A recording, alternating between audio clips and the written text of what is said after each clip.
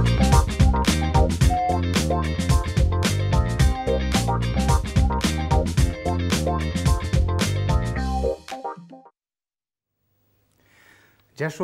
эң биринчи болуп адам баласына эмне керек деген суроого баарыбыз эле ойлонбой туруп чын ден соолук деп жооп беребиз. Дал мына ушул адам чын ден соолукта жүрүү үчүн эмнелерге көңүл буруш керек? Физикалык активдүүлүктүн канчалык деңгээлде ден соолук үчүн зарылчылыгы эмнеде? Ашыкча салмактуулуктан адам баласы кандай ооруларга чалдыгышы мүмкүн? Ушул жана башка суроолордун тегерегинде бүгүн биз маектешебиз.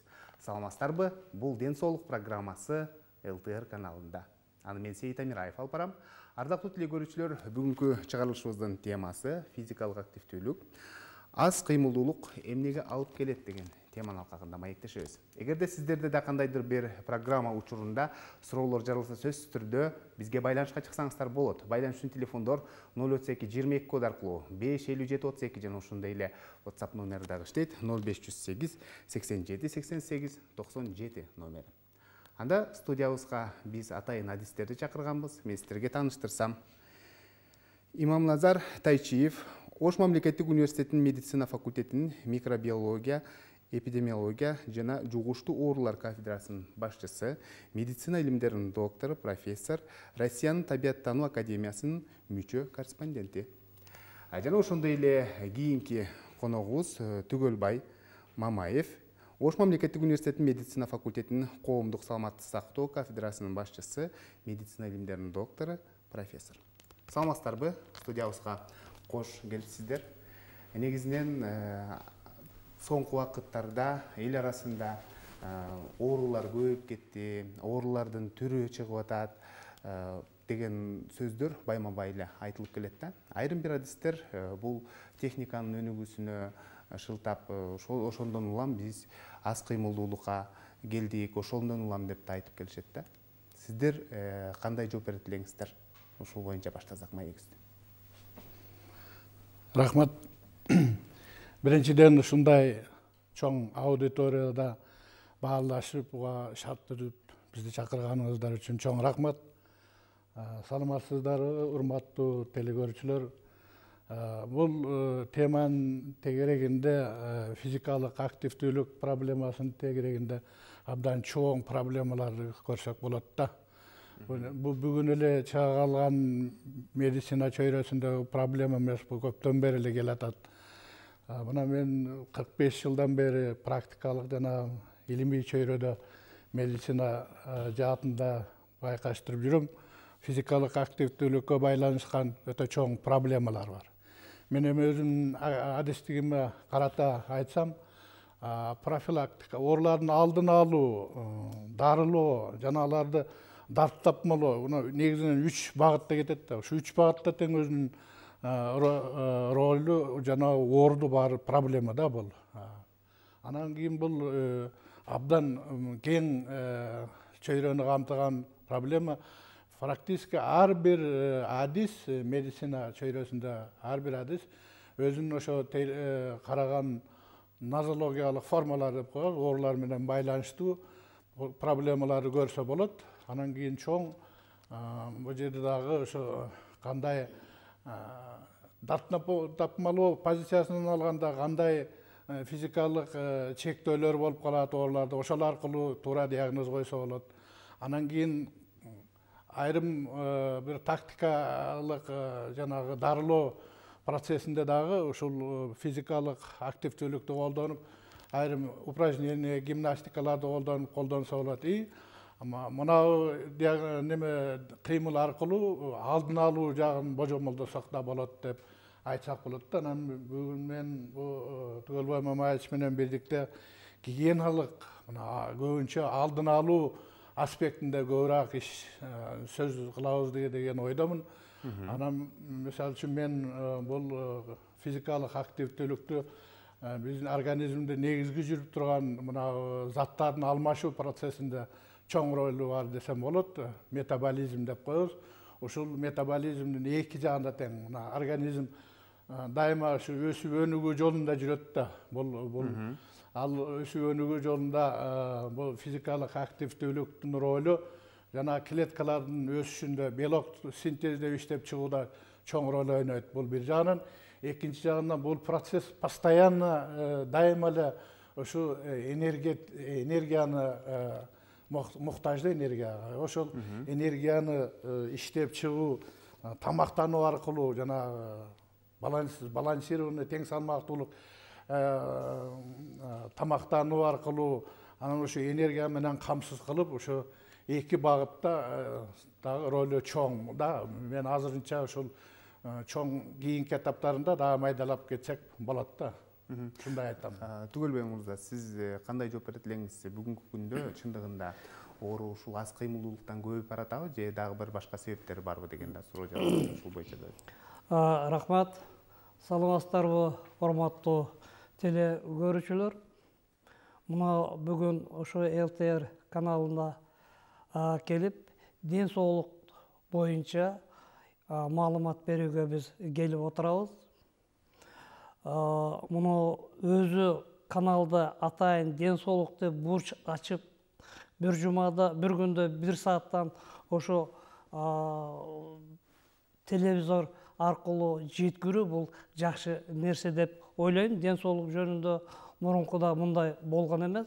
Азыркы мына акыркы маалда ден соолукка өтө мен ойлойм, ошо массалык маалымат каражаттар аркылуу, телевизор аркылуу жеткирип турганы бул жакшы ийгилик. Биз билебиз, элдин ден соолугу бул мамлекеттин байлыгы деп айтылат. Же болсо биздин ата бабалардан калган сөз бар, биринчи байлык ден соолук. Биз мына Иман Тайшевич экөөбүз ошо 1 сааттын ар жагында ошол жерде сөз болот экен.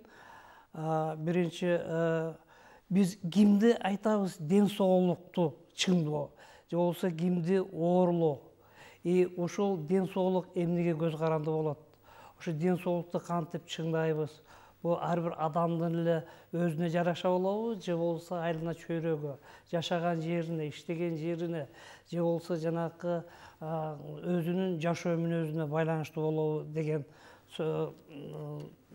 маселелерге токтолуп кетсек дейм. Себеби дегенде бүгүнкү күндө биз ойлойбуз, ден соолуктуу адам деп бул оорубаган адамды айтабыз.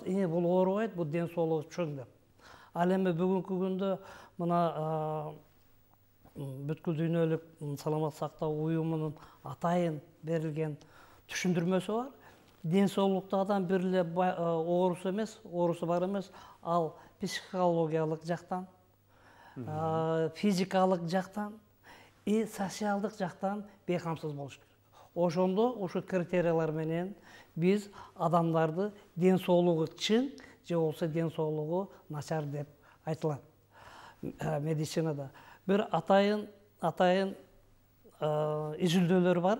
Мына башка өлкөлөрдө чындыгында изилдөөлөрдүн негизинде мына окумуштуулар изилдеп чыгыптыр. Жалпы изилдеген адамдардын 10% абсолюттуу ден соолуктуу. 10%. Ал эми 20-25% бул врачтарга келип кайрылып оорулуу кишилер. Ал эми ортосундагы 60-70% пайыз адамдар бул же оорусу башталып аткан, же болсо оорусу жанакы көмүскөдө калганы, же болсо бир фактор рискалар бар экен да. Ошон үчүн бүгүнкү күндө жалпы элдин арасында ден соолугу чын көп деп айтканга болбойт. Бул жерге көп факторлор бар. Ошон үчүн бүгүнкү күндөгү биздин элдин калкынын ден соолугу боюнча маалыматтар, конкретный цифралар бар. Эми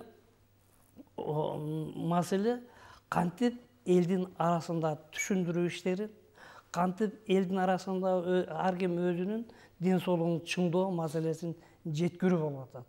Бул дагы айтып кетем, ушул элге жеткирүү маселеси врачтардын, дарыгерлердин, адистердин, мына телевизордун, телевидениялардын мааниси, ролу чоң деп эсептейм. Ал эми дагы бир кетип аткан мына ошол жерде отуруп бул маселе боюнча кеңири дагы талкуулайбыз. Эмне себептен болуп атат, кандай оорулар көбөйүп атат, мына демографиялык показатель көрсөткүчтөр бар, Кыргызстандыкы, Оштуку кандай болуп атат, ошолор боюнча дагы сүйлөшөбүз. Жакшы, анан физикалык активдүүлүк дегенде биздин көпчүлүгүбүз эле мисалы физикалык активдүүлүк десе сөзсүз түрдө спорт менен машыгыш керек деп билебиз да. Негизинен физикалык активдүүлүккө сиздер ушул тармакта дасыккан инсан катары, чыныгы адис катары кандай жооп берет элеңиздер? Кандай түшүндүрүп бересиздер элдерге? Эгиле бул физикалык активдүүлүктө аябай чоң бир көлөмдөгү проблема экенин айтып, дагы ушу мен айтаардан мурда жана философиялык маанисинде эле айтсак болот да. Бул бардык нерсе ушу бизде окуткан кечээги марксисттик философиядан деле эстеп көрсөк, чындыгында бул кыймыл аракет ошо жашоонун немеси, диалектиканын маңызы деп аталып, анан бардык кубулуштарга, бардык заттарга ошо кыймыл аракет болуп жаткан мезгилинде баалоо жана аларга баа берүү, алардын ролун аныктоо бул кечеги эле жанагы замандан бери эмес, илгертен келаткан проблема. Анан кийин чындыгында көп оорулар ошол кыймыл аракетке байланыштуу. Кече 20-кылымдын орто ченинде эле мына бир кыйла ооруларды биз мисалы үчүн эми аны ачык айта алчу эмес элек, жанагы геморрой жана башка деген ооруларды конторский деп ушундай бир жылмалап айтчу элек да. Ал негизинен келип ал ошо азды бухгалтерский оорулар, конторский оорулар деп ушундай бир аталышты атап калдык эле. Ал өзү негизи анын негизинде ошо аз кыймылдуулук башында турат. Анан ошол кийинки мезгилдерде ал ошол аз кыймылдоонун натыйжасы мындай органдык, организмдик деңгээлде эмес, клеткалык деңгээлге да түштү да. Ошол жерде жанагы негизги бул тамактануу процесси менен дагы байланыштуу да бул. Кыймыл аракет, физикалык активдүүлүк дегенде ошо жагынан да карашыбыз керек да. Анан негизги жанагы адамдын жашоосунда мен айтпадым, жана заттардын алмашуусунда эң негизги деп эсептелген белок, май, анан кийин углеводдордун алмашуусу, ушул 3 заттын алмашуусу негизи деп аталат да. Анан ошол кыймыл аракет жакшы, оптимальный болсо, алар ошол аяк баягы татаал органикалык кошулмалар эң жөнөкөй затка чейин расщепление мындай бөлүнүп барат да. Ошол агерде кыймыл аракеттин дефицити пайда болсо, промежуточный веществолор деп коет, орто жолдо арасат калган, алар гликоген жана май түрүндө алар чогулуп, даже жанагы майда капиллярлардын тамырлардын ичинде чогулуп калат да май түрүндө. Гипертония оорусуна дагы ошол механизм аркылуу алып келип ушундай чоң проблемаларды жаратты да. Аз кыймылдуулуктун кесепетинен, Жакшы. Кошумчалап кетсеңиз. Иман Тачиевичтин айткан сөзүнө улап кетейин да. Бул физикалык активдүүлүк деген эмне? Же болсо кыймыл аракет деген эмне? Мисалы үчүн адам баласы суусаганда суу ичет. Ооба. Курсагы ачса тамак жейт. Чарчаганда отуруп эс алып уктайт. Бул физиологиялык муктаждык организм. Ошондой эле ар бир адамдын ошо физикалык активдүүлүгүнө бул муктаждык бар. Бул физиологиялык процесс, норма. Ал үчүн детсадтагы мына садикке барган балдар, бакчага барган балдар, 5, 6, 7 жаштагы балдар бир күндө 7000 кадам өзүн басыш керек. Ал эми чоң кишилер бир күндө жок дегенде эле 1000 кадам басыш керек. 1000 кадам. болбосо же болсо айтабыз бир күндө жок дегенде 1 саат кыймылдаш керек. Бул физиологиялык муктаждык норма. Ошону аткарышыбыз керек. Бүгүнкү акыбалды карасак эмне? Баягы атты көрүп аягың талыйт деген сөз бар да. Азыр жашыбыздагы, орто жашыбыздагы, жогорку муундагы жөө жүргөндө жаман көрөбүз. Машина менен, автобустар менен кыймылдайбыз. Бүгүнкү күндөгү техниканын жетилиши, бүгүнкү цивилизация бардык нерсени ошо физикалык активдүүлүктү мындай чектеп койду да, бардыгы кнопка менен басылат. Бардыгы техника менен бүтөт. Жанакы тамак ашты даярдагандан баштап кир жууган, тиги үйдү шыпырганга чейин. Бул эмнеге алып келет? Бул деген жанакы Иман Тайшевич айтмакчы, физикалык жактан жетишпегендик.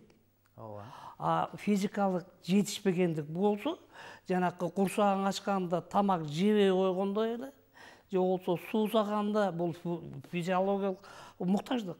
Ичпей койгондой эле болуп эле организмге тез таасир берет. Тез таасири муну клеточный уровеньден баштап туруп, ошо организмдин өзүнө чейин таасир берет. Муну цифралар бар да. Бүгүнкү күндө Кыргызстанда активдүү спорт менен алектенгендер где-то бир 4%ке жетпейт экен. 4%ке жетпейт. Бүгүнкү күндө 40% адамдар алиги гиподинамия деп коебуз. Бул биздин Кыргызстанда изилдеген материалдардын негизинде айтып атам да.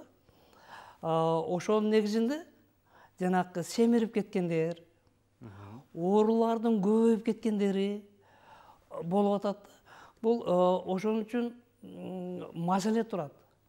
Кантип биз элди жашынан баштап, ошо бала бакчадан баштап, ошо физикалык активдүүлүктү көтөрүш үчүн кантип үгүттөйбүз, кантип жеттиребиз, кантип түшүндүрөбүз. Чындыгында билет. Ошто жанакы кыймыл бул өмүрдүн булагы деп. Кыймыл аракет бул өмүрдүн булагы. Аны ар кимибиз билебиз. Чоң дагы билет, медик дагы билет, медик эмес дагы билет.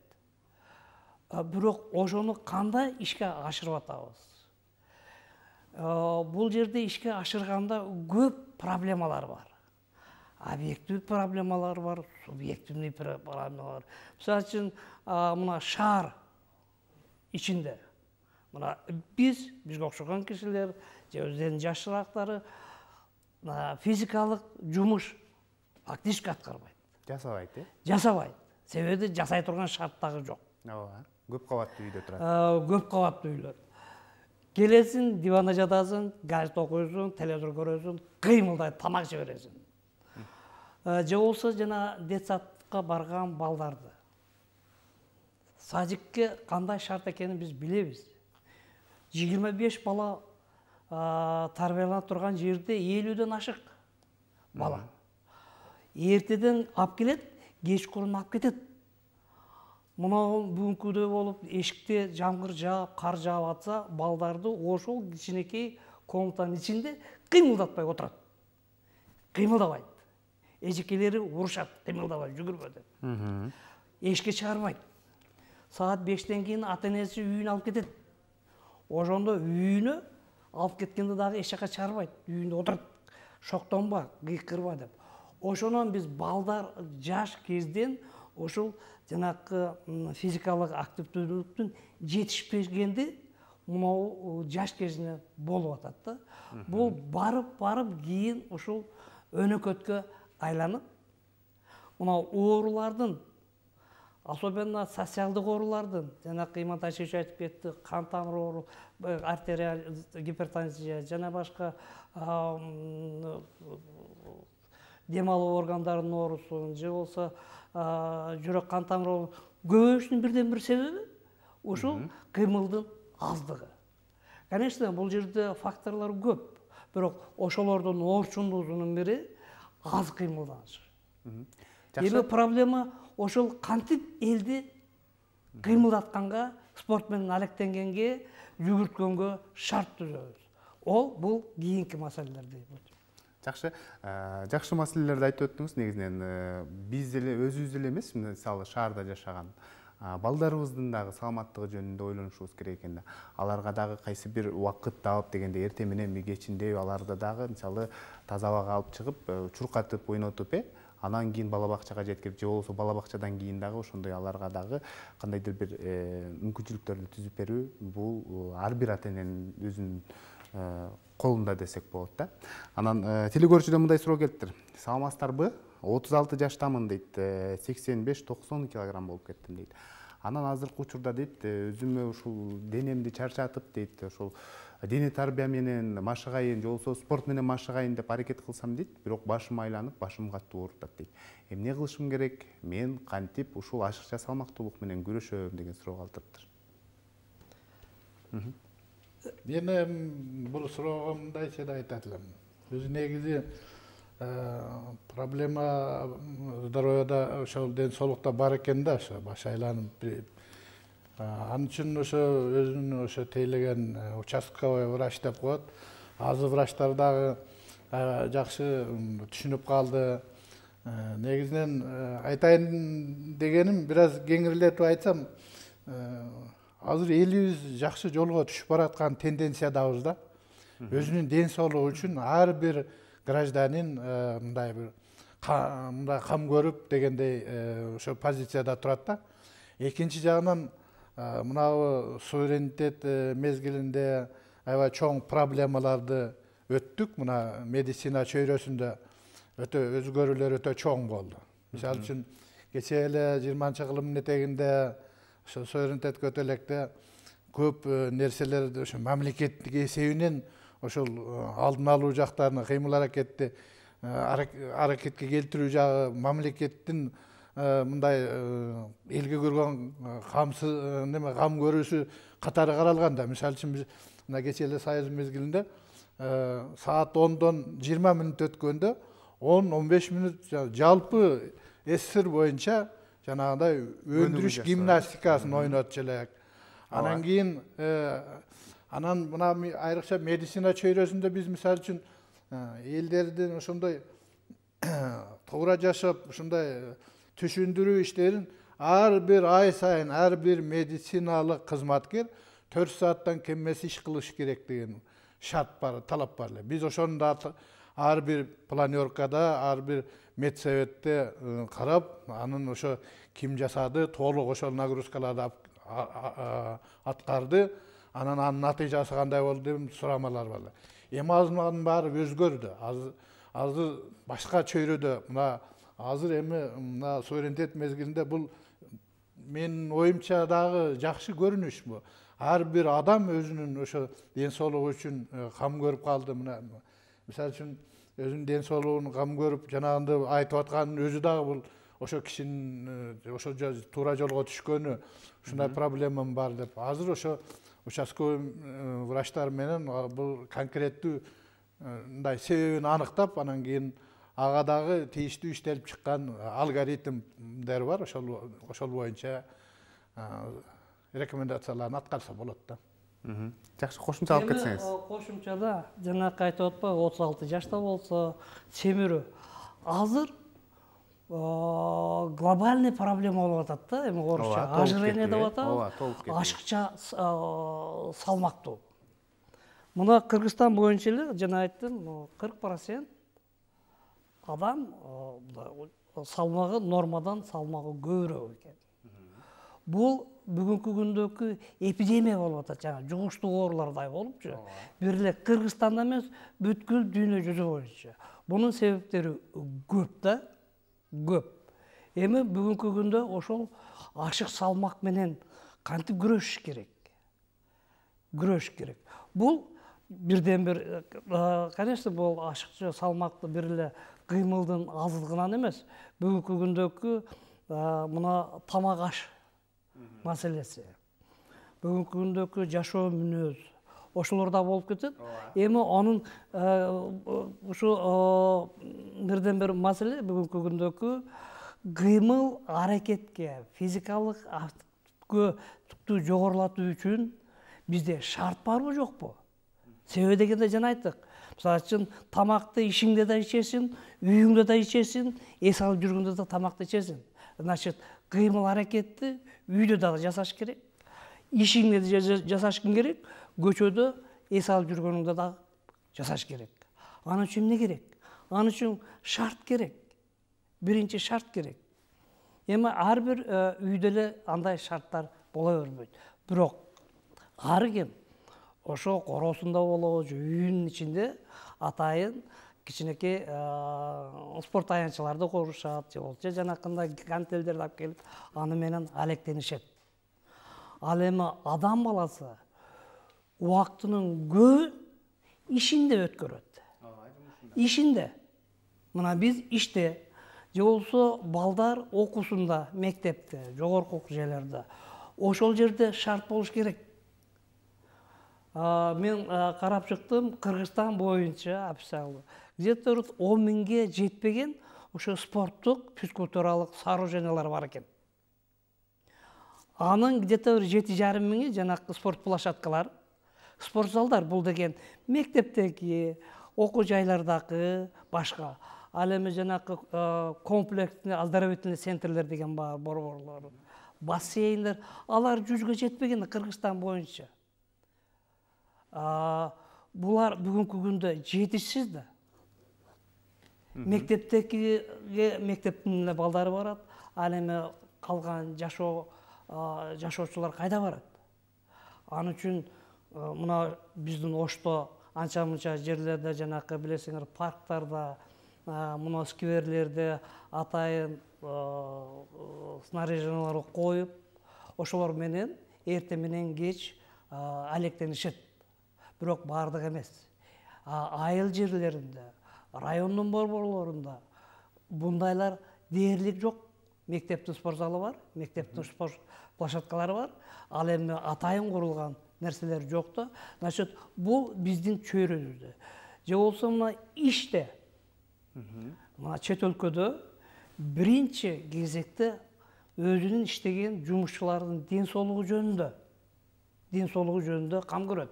Ан үчүн комната отдыха деп коет, кофелерди берет, жанакында спортивный залдар болот, гимнастический залдар болот. Бизде Кыргызстанда андайлар дээрлик жок да.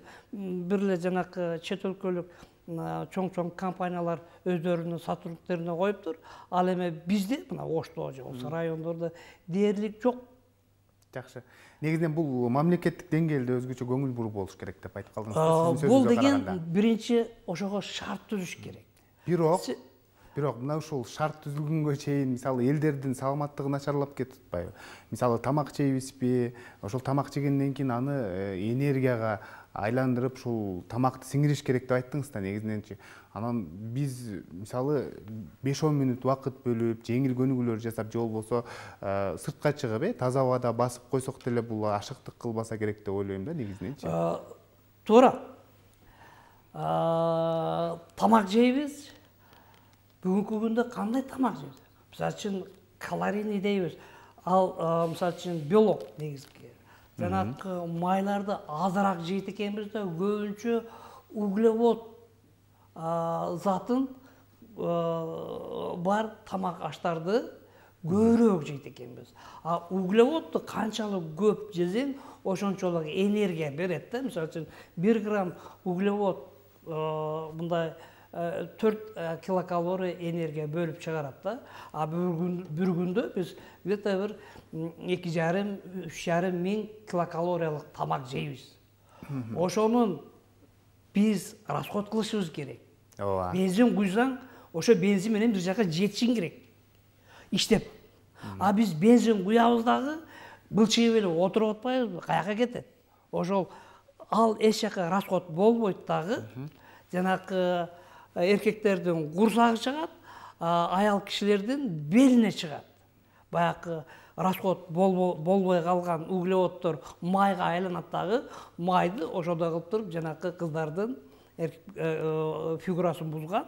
Ошо углевод деген эмне жанакы мороженое, торт, пирожное, аларды баары искусственный углевод, жанакы легкоусвояемый углеводду тез эле ошонун негизинде семирип кетип атат. Бул деген, конечно, ар бир кишинин өзүнө байланыштуу. Раз жедиңби, ал азыр маалыматтарды билет. Раз канчалык тамак жесең, ошончо расход кылышың керек.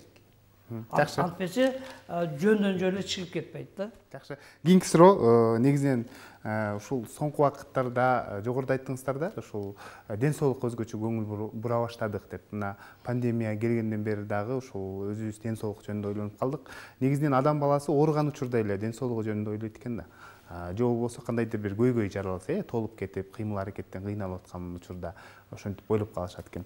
Анан ушул ковидтен улам, ковидке кабылып, анан өзүнө келе албай жаткан жарандарыбыз дагы эле бар экен да эл арасындачы. Ар бир чыгарылышыбызда бизге суроо келет элдерден. Мен ушул ден соолугум мурдагыдай калууна келиш үчүн мен эмне кылышым керек, кандай кыймыл аракет кылышым керек, кандай көнүгүүлөр жасашым керек деп ушул боюнча адис катары жооп берип кетсеңиз.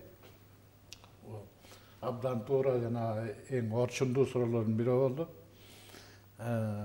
Чындыгында былтыркы келген аламат COVID-19 эпидемиясы жалпы адамзат үчүн чоң бир орчундуу проблеманы алып келип, улам жаңы проблемаларды адамзаттын алдына койду десем жаңылышпайм.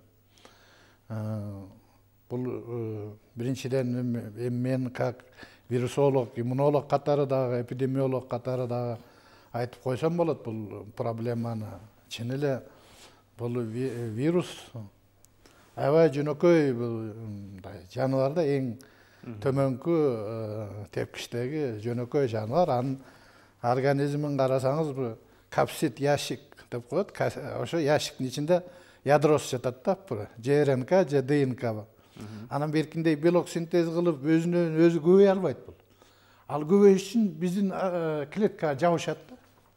Ошондуктан биздин клетка аркылуу ошондой репликация деп коет, жалгашып чырмалышып алгандан кийин биздин клетканы баш ийдирет ошондо вирусту иштеп чыгарганга. Анан биздин клетка вирус иштеп чыгып, жанагындай инкубационный периодунан өтүп, бүт периоддон өтүп, продром, разгар мезгилдерин өтүп туруп, ошо вируска иштеп беребиз да биз. Ушундай бир кызык эволюциялык курулушка туш келдик. Албетте табигый шартта жанагы пангалин деп коет, анан жанагы жарганаттар арасында дагы тарап кетип, анан кийин аларды тамак катары колдонуп, алардын көп жерлерде барып, алар ошо бөлүп чыгарган вирустар менен биз дем алып, дем алуу органдарына эметип, бул бир жолу болду, табигый жолу. Экинчи жолу албетте бул жасалма жол. Тилекке каршы азыр бүгүн да чоң күчтөр бар. Эң күчтүү делген өлкөлөрдө мурда НАТО менен Варшава келишиминин өлкөлөрүнүн арасында тиреş болуп жүр. Улам жаңы бактериологиялык бактериялар куралды ойлонуп чыгып, ушу жагынан гендик инженерия деп коет. Жанагы 23 бар хромосомду өзүнүн ошол именно ошо вирулентность деп коет, ошо оору чакыра турган участоктарын бири-бирине гендик инженерия ошондой жол менен алып келип, ушул жолунда бар экен. Буга мен ишенимдүү айта алам. Франциялык бир Монтане деген кыйын вирусолог бар, Нобель сыйлыгынын лауреаты. Ошол киши лабораториясында өзү карап көрүп, бул азыркы таажы вирусу, ошо таажы вирусу менен ВИЧтин экөөнүн ортосунан жанагындай чаңдаштырып алган вирус экен деп тыянакка келди да. Ошондуктан бул эки жол менен келип туруп, адамзат мен айтып коеюн, бул аламатка туш келдик десем болот да. Мына мисалы үчүн Кыргыз биздин республикада бул оорунун деңгээли орточо деңгээлде болду десем болот. башында албетте чектөөлөр болуп, диагнозу тактоолор болуп, башында неметип атты эле. Бүгүнкү күнгө 90 миңге, 100 миңге жакындап баратат. Ушундай адам катталып, алардын мына бүгүн эле статистика менен мен таанышып келдим. 6,5 миңден жогору адам өлүмгө душар болду. Бул анын ичинен 1,5 миң гана официалдык каттоодо алынды. 1,5 миң. Ошондуктан бул аламат Кыргызстанды айланып өткөн жок. Бул аламатка биз тилекке каршы жакшы туруштук бере албай калдык. Даяр болуш керек эле. Биз үчүн да жаңы кубулуш болду. Анан кийин мен айтайын деген, мына мен өзүм да ушу башыман өткөрүп ооруп, ошо ковид менен анын ошол кесепетин бүгүнкү күнгө чейин тартып жүрөм да. Мисалы үчүн мен ошо жакында барып Бишкекте ошо кантип ошол ден соолугуңузду калыбына келтирип атасыз азыр? Калыбына келтирип, ошо как раз мен ошого кетип атам. Мен ошол байкап калдым да, ошондой неме кылып, ошо ковидтин жыйынтыгы деп эсептедим дагы. Ошо биринчиден мен ошо мурдагы мага мүнөздүү эмес, мына уйкунун бузулушу, анан кийин мынабы сезим органдарынын функцияларынын төмөндөшү, ушулардын баардыгы алып келип мен быйыл барып ошо өзүм прикрепленный контингент катары Бишкектеги больницада ушу мен реабилитацияга келдим десем, мен кесиптештерим туура түшүнүп, ковид менен оорудуңузбу деп, ооба, ковид менен алар туура эле түшүнүп. Ковид бул кадимки эле грипп, тумоо сыяктуу, бул өзүнчө спецификалык оору неметпей, бул баягы эски ооруларды козгогон менен өтө коркунучтуу да. Кооптуу, Кооптуу. Ошондуктан жанагы ушул жагынан, мисалы үчүн мен эми мына пайгамбар жашынан келип калгандан кийин ден соолук үчүн неметип атабыз. Ошол барып сахарды, канттын уровенин, эндокринологиялык оорулардын боюнча, гипертония, атеросклероз, ишемический болезнь, ошолор боюнча толук текшерүүдөн өтүп, бир как минимум 6 ай, 1 жылга мен мындай бир коррекция кылып келдим десем болот да. Ошо ден соолукту.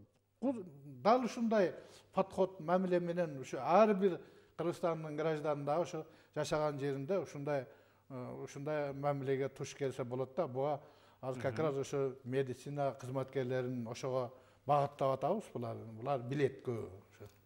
Жакшы, сиз кошумчалап койсоңуз, Мен кошумчаласам. Кандай кыймыл аракеттер, кандай көнүгүүлөр? Бүгүнкү мына айтылып аткан ковид дарты бир эле соматикалык ден соолук эмес, физикалык ден соолукка да тескери таасир. Психологиялык ден соолугуна дагы таасир берет да, бул комплекс. Ошон үчүн буну калыптандыруу, реабилитация же болбосо ден соолукту кайра калыптандыруу бул өтө мындай татаал нерсе экен да. Себеби дегенде бул эми оору мына ачылганына 1 жылдан эми ачылып атат. Көп нерселерди медицина билбейт. Булардын канчалык тийгизген таасири узарат. 2 жылдан кийин эмне болот, 5 жылдан кийин эмне болот, 10 жылдан кийин. Бирок бүгүн биз билебиз, ковид менен ооругандар бир эле соматикалык жактан эмес, физикалык жактан дагы оорушат. Психологиялык жактан дагы оорушат. Ошонун бирден бир өбөсү кантип физикалык жактан калыбына келтириш керек. Бул ар кандай адистер, ар кандай жана гимнастикаларды. Эми ал оорунун жанакы түрүнө карата, оодугуна жараша, ошо адамдын жашына жараша, жынысына жараша, жашаган жерине жараша ар кандай физкультуралык көнүгүүлөрдү, упражненияларды, жанакы адышка деп коет, өпкөнүн жабыркалуусу көпкө чейин калыбына келбейт экен. Onun için atayın öpkönü, dem alımını kalına geltiriş atayın gimnastikalar var. Je olsa kan aylanını sebebi degende bu janakı kıymıl hareket az bolsa kan aylanını azaytıp bu degen meye geldi. таасир берип. Ошон үчүн бул психикасына дагы жанакы бүгүнкү күндөгү даже карантин же болбосо жанакы телевизордон берип аткан ар кандай маалыматтар негативдик фактылар бул адамдарга психологиясына тескери таасир берет. Ошон үчүн физикалык жактан калыптандыруу, психологиялык жактан, социалдык жактан бул деген диета терапия деп коет, тамак ашын кароо, ошолордун баары комплекстүү. Бул жөнү кетип калбайт экен. Демек, сакайып чыккандан кийин дагы атайын реабилитациялык борборлорго кайрылып, ден соолугун чыңаш керек, адистерге кайрылыш керек. Жакшы, урматтуу коноктор, маегибизге бир аз тыныгуу жарыялап, дал ушул тема боюнча даярдалган видео материал бар, анда жалпыбыз биргеликте көңүл бурсак, андан соң кайрадан жолугушабыз. Биз менен бирге болуңуздар.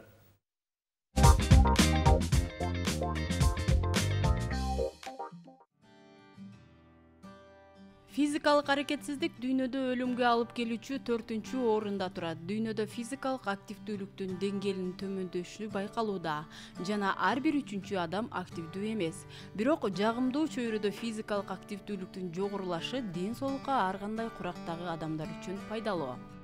Дене тарбия көнүгүүлөрүн үзгүлтүксүз жүргүзүү ден соолукту чыңдоого өбөлгө түзөт. Мисалы, физикалык жактан активдүү адамдарда жүрөктүн ишемиялык оорулары, кан басымы, инсульт, кант диабети, жоон ичеги жана эмчек рагы төмөн болуп, депрессия да төмөн болот жана нейтралдуу салмагын сактап калуу ыктымалдыгы да жогору.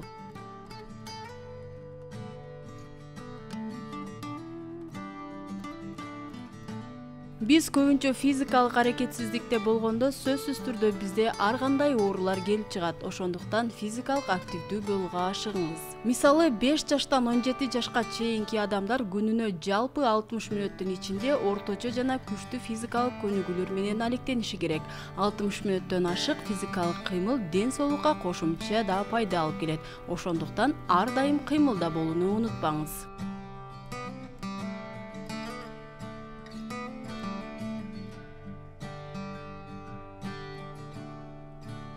Мындан тышкары кыймыл аракети чектелген улгайган адамдар тең салмактуулукту жогорулатуу жана жумасына 3 же андан көп күнгө түшүп кетпеши керек. Физикалык иш аракеттерди жасашы керек. Эгерде ден соолугуна байланыштуу улгайган адамдар сунуш кылынган көлөмдө физикалык иш аракеттер менен алектене алышпаса, анда алардын мүмкүнчүлүктөрү жана абалы кандай мүмкүнчүлүк берсе, ошондой эле физикалык жактан активдүү бойдон калышы керек.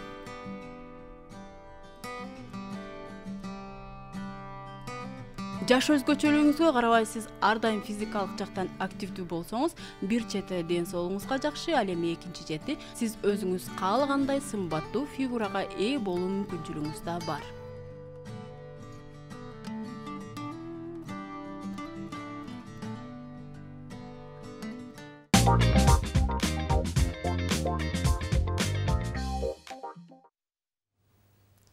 Урматтуу телекөрүүчүлөр, сиздер ден соолук программасына ортоктош болуп жатасыздар. Бүгүн биз аз кыймылдуулук эмнеге алып келет деген теманын алкагында маектешип жаткан кербезибиз. Маегибизге кайрылып келсек, телекөрүүчүлөрдөн аябагында көптөгөн суроолор келди. Алардын бири: саламатсыздарбы? 24 жаштамын, 2 айлык кызым бар колумда дейт. Анан аябай толуп кеттим дейт да. 100 килограмм болуп калдым. Эмне кылышым керек? Кантип арыктаймын деген суроону калтырыптыр.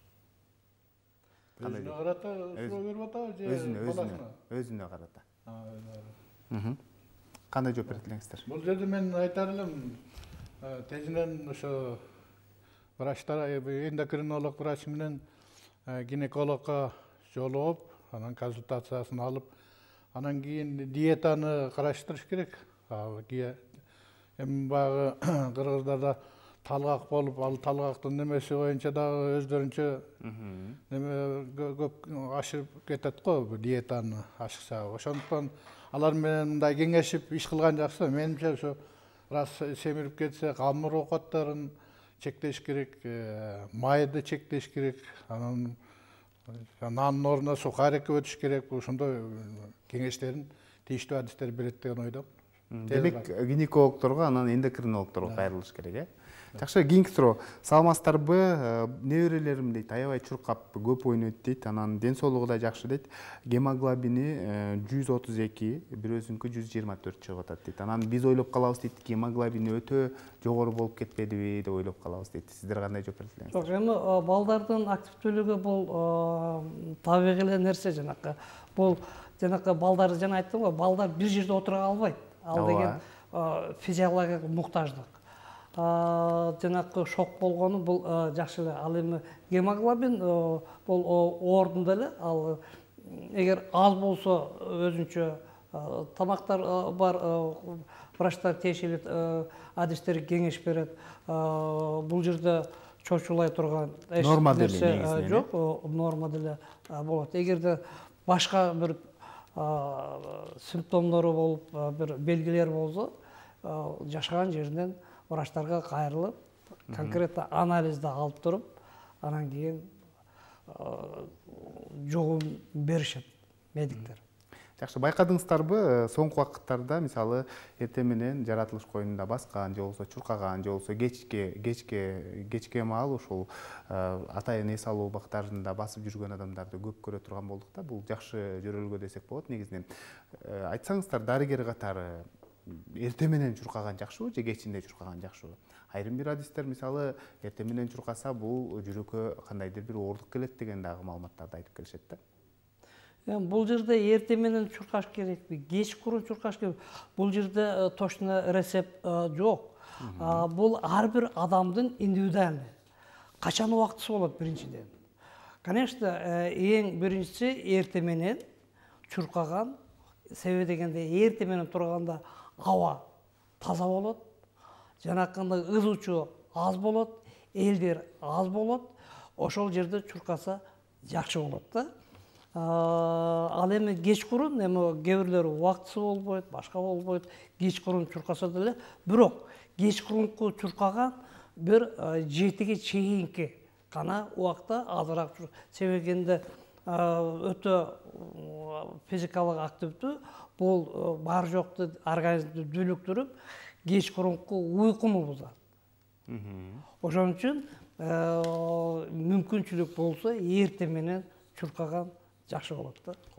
Кошумчалап кетсеңиз. Мен бул жерден дагы ойлорума ачка кошумчалап, гигиеналык позициядан дагы айтсам болот да. Өзү негизи жана айтпады, 3000 калория, 4000 калорияга чейин кээ бир күчтүү жумуштар, физикалык активдүүлүктү талап кылган жумуштар бар.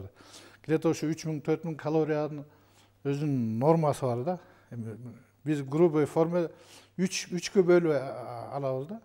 Ошол пайда болгон энергиянын 10-15% негизги заттардын алмашуусуна расход болот дейт да. Основной обмен деп коет. Ал түнкү уйкуда болот да. Түнкү уйкуда. Ал эми где-то 5-10%ке чейин ошол жеген тамагыңдын өзүн да сиңирүүгө энергия талап кылынат да. Ошого 5-10%. А калган где-то 70-65% ошо физикалык активдүүлүккө расход болуш керек да. Ошол расход болбой калып, жана айтпадык, промежуточный аралыкта ошо гликоген дегендери майга өтүп кетип, жанагындай майдай болуп топтолуп калат да, жанагындай казыда, белде деген сөз болбоду. Ошондо вот ушу жагынан дагы алышыбыз керек дагы, ошо негизи туура уктоо, анан кийин бул чуркаганда дагы ошо менимче тиги основной обмен 10-15% үстүндө оптималдуу, ал деген күнүгө болуп аткан процесс да. Ал деген ошо нормальный жизнедеятельность деп коет, ошо жашоону камсыз кыла турган процесс. Ошондуктан булардын баарын ошо мындай үйрөнүп, ошого карата мамиле кылып, анан ден соолукка мамиле кылып атам десе эле жөн эле машинальный немете бербей, ошо бир аз ошо маңызына кирип, анан кийин ошондой иштерди жаратса жакшы болот. Мен айтайын деген дагы бир мына, мисалы үчүн физикалык активдүүлүк дегенде мен кээде ойлоп калам, мына аксакалдарыбыздын жоргону, жорткону, мунун өзү да физический активность. Анан мына азыркы мен да саар кеч тиги көрүп калып атам, байбичелер тиги андай эле карыган эле эмес, орто жаштагы балдар. Жана скандинавская ходьба деп ошонун тиги немесин алып ошо туура образ жизньге кирип баратат да. Ошонун баарын үйрөтүшүбүз керек калкыбызга. Жакшы, анан азыр эртең менен чурка десеңиз, мисалы азыр көрүп жаткандардын баары эртең менен туруп алып эле чуркап кетиши мүмкүн да. Бул чуркоонун дагы өзүнүн шарттары бар дегендей, эрежелери бар, эрежелери бар. Эң башында мисалы организмге анчалык деле оорлук келтирбеш керек го деп ойлойм да. Ошол эле учурда мисалы адам баласы өзүнүн жаш өзгөчөлүгүнө жараша дагы кыймыл аракеттерди жасаш керек. Ар бир ошо физикалык жана жүктөмдү нагрузка деп коёду. Бул мектептен үйрөтөт го. Биринчи азырактан башташ керек. Анан көбөйтүп, анан бүткөндөн кийин акырын азайтып туруп бүтүрүш керек.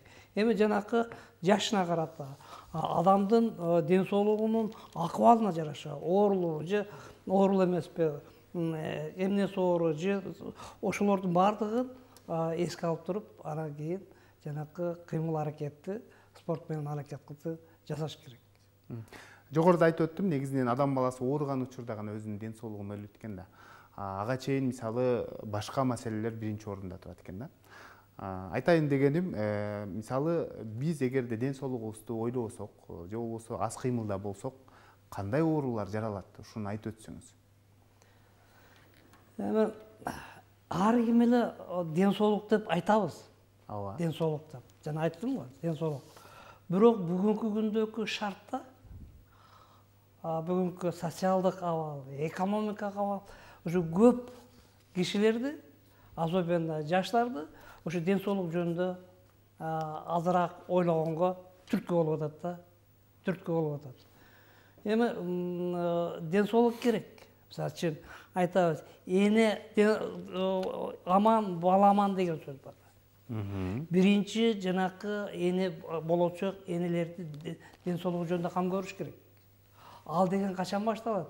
Ошол мектепте жанакы бала бакчадан башталат ошолорду тарбиялаш. Ошо окуган жеринде, иштеген жеринде, жашаган жеринде ошол жанакы репродуктивный функция деп коет. Ошолорду сакташка аракет жасаш керек, ар бир адам билиш керек. Эми бул бүгүнкү күндө айтып койгон менен эле боло бербейт да. Бул биздин адамдардын психологиясы билет, алдын алыш керек. Психологиялык жактан түшүнөт, мына кылыш керек. Бирок ошого чамасы келеби, мүмкүнчүлүгү болобу, убактысы болобу, бул экинчи маселе. Анын үчүн жанакы айттым го, иште дагы шарт болуш керек азыраак.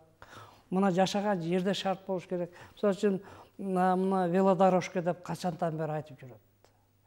Же болсо жанакы кайсы оорулар жаралат, ушуну айтып берсеңиз? Кайсы оорулар жаралат эгерде эгерде көп мына социалдык оорулар, жанакы жугуштуу эмес өнөкөт оорулардын баардыгы ошол аз кыймылсыздыктан, ошол жүрөк кан тамыр оорулары, ошол жанакы дем алуу органдардын оорулары, эндокринный башка көп оорулар ушу кыймылсыздыктан келип атат. Бул деген бүгүнкү күндө айтып атат, бул болезнь цивилизации. Бул деген эмне? Машина менен жүрөбүз, машина менен бир жака барабыз, көтөрүлсөк лифт менен көтөрүлөбүз. Ошолордун баардыгы бүгүнкү күндө мына оорулардын келип чыгышына фактор болуп атат. Рахмат сиздерге. Атайын убакыт бөлүп жалпы тиле көрүүчүлөргө бүгүнкү тема боюнча айтып бердиңиздер. Бул темага дагы да кайрылабыз, сөзсүз түрдө сиздерди чакырабыз. Ийгиликтерди каалайбыз. Атайын убакыт бөлүп жалпы тиле көрүүчүлөргө жакшы маалыматтарды бергениңиздер үчүн.